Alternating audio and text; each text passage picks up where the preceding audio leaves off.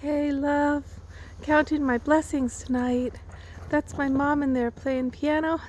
That's her amazing dog, Omsi, running crazy in the snow. So, 101 for you being a community leader of the New Green Deal is that when people come together, they always want to have fun. And they always want to talk about love and sex on the side. That's what everybody's whispering about. That's why my show often is just about that. Because really, I'm here for the climate and to get you all home safely. But I know if I don't talk about sex sometimes, you guys are going to wander off into the corner to talk about it with somebody else. And love, right? And that's fine. So when you do your community gatherings that are about, sharing resources and helping each other be well and good and feel safe in your neighborhood, it's great to have a fire. A fire where you're telling jokes. You gotta, if they're gonna be inappropriate jokes, you gotta cover the ears of the kids or make sure that you're making fun of yourself. And then, the fire gets a little deeper and you can tell a story. If you tell a story at the fire, then you've chosen one carefully that, say, is a hero's journey that gives people faith in themselves and in the difficulties that they face as in terms of heroic adventure that we're all on. That will give them metaphor and story, give people a lot of basis for courage. So that's the first thing I want you to think about is where could you put a little fire outside, an outside fire. Even the snow would be amazing tonight, Hot chocolate inside. Oh no, Omsi, come on back, baby. Oh, there's, all right, thank you. He loves you. Let him follow you. Oh gosh, see, he's a troublemaker and I like to let him go free. Like, you need to run free.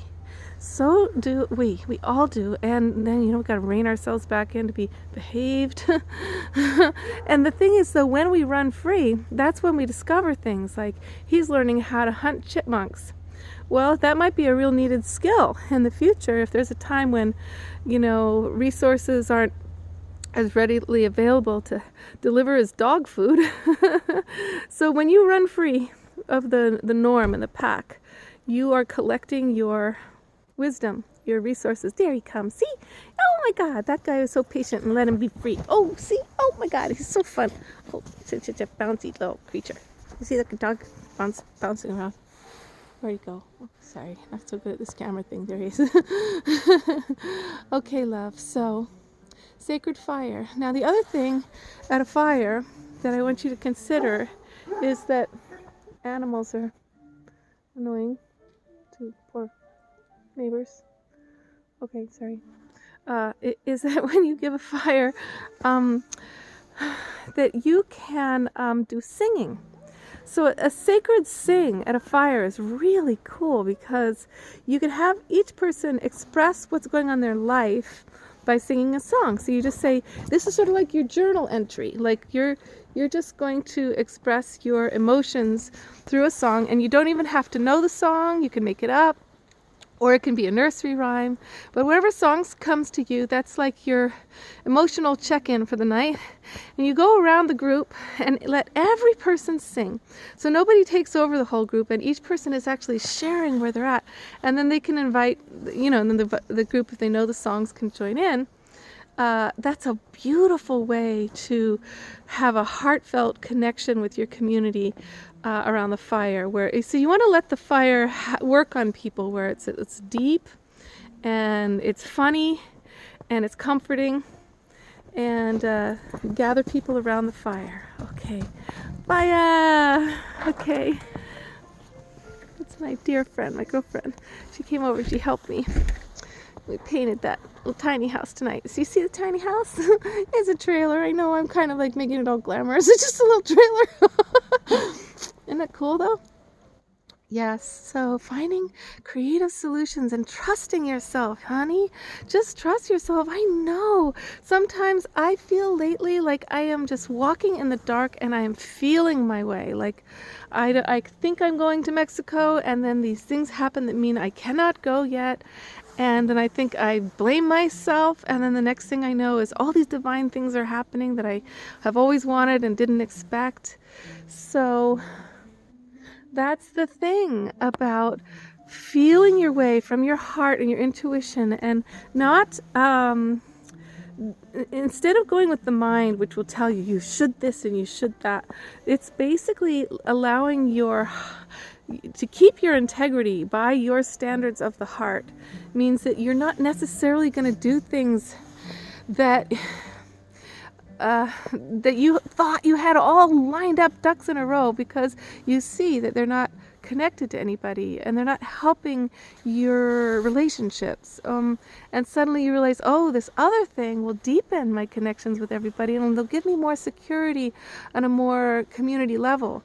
And that's the thing about coming around the fire, is because the community is what protects you. Not this thing about a bunch of guns and locks on your doors. That's not going to protect you. You'll die cold, hungry, and locked in, probably shoot yourself.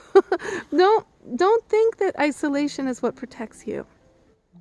You got to work on your community skills now, and go to the women. The women have been, right now, like us women, we've worked our whole lives on our community skills, our social skills, and we're really comfortable with meeting new people and reaching out and expressing the hard times we're having and asking for help.